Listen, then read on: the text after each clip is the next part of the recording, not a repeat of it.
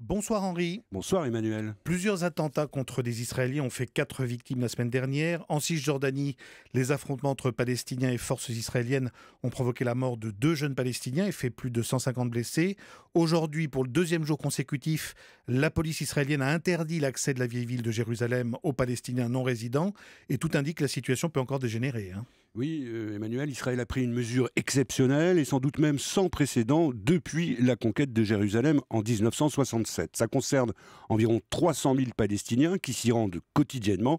Et même si la police israélienne justifie cette mesure drastique en expliquant que c'est le seul moyen d'enrayer le cycle des violences, eh bien on peut comprendre la colère des Palestiniens interdits d'entrer dans leur propre ville. Et cela s'ajoute aussi à l'interdiction de la grande mosquée Al-Aqsa aux hommes de moins de 50 ans. Alors, à peine rentré de New York, le Premier ministre Netanyahou a promis d'agir d'une main de fer contre les terroristes, en demandant aussi à ses services d'accélérer la démolition des maisons des responsables des attaques et de multiplier aussi les détentions administratives. Pour les Palestiniens, c'est au contraire Israël qui a multiplié les provocations et qui est responsable de cet embrasement, à tel point que, contrairement à l'habitude, la présidence de l'autorité palestinienne n'a pas condamné les derniers attentats. Le climat est donc sérieusement en train de se dégrader. Alors c'est la situation sur l'esplanade des mosquées qui semble à l'origine des affrontements de Jérusalem.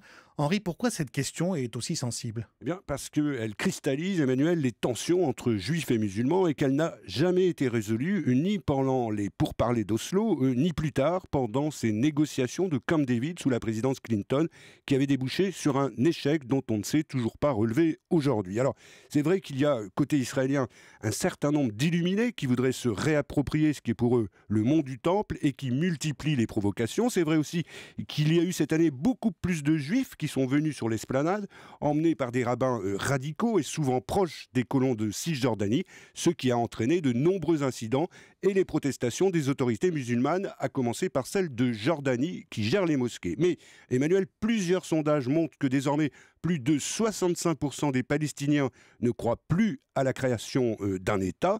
Et ces études indiquent surtout que la défense de l'islam a souvent pris le pas sur la question nationale, et notamment dans l'esprit des jeunes Palestiniens comme ceux qui ont perpétré les dernières attaques de Jérusalem. On se souvient que la semaine dernière à l'ONU, le président palestinien Mahmoud Abbas lui-même avait déclaré qu'il ne se sentait plus lié par les accords de paix d'Oslo. Est-ce que ça pourrait expliquer cette escalade d'aujourd'hui ? Non, pour cela, Emmanuel, encore faudrait-il que Mahmoud Abbas soit suffisamment populaire dans son camp pour lancer des mots d'ordre, y compris d'insurrection, et être obéi, ce qui est loin d'être le cas. En réalité, à New York, il n'a pas annoncé le sabordage de l'autorité palestinienne, ni même la fin de la coopération sécuritaire avec Israël. Il a simplement pris acte d'une évidence, celle de l'échec du dialogue qu'il prônait pour parvenir à un règlement, faute de partenaires sérieux en Israël, et celle du pourrissement du processus de paix dont on voit chaque jour le résultat. En un mot, Henri, est-ce qu'on peut craindre cette 3e intifada que certains évoquent déjà en Israël ? Bien, c'est un peu difficile à dire, même si l'enchaînement des événements atteint en ce moment un rythme critique. Personne n'y a vraiment intérêt, ni bien sûr les Israéliens, ni et peut-être d'abord l'autorité palestinienne qui risquerait cette fois de ne pas y survivre. Le véritable danger, c'est celui d'un engrenage, un engrenage qui échapperait à tout le monde. On n'y est peut-être pas encore, mais dans une sorte d'indifférence quasi générale, on s'en rapproche. Merci Henri Guirchoun pour cet éclairage et à demain.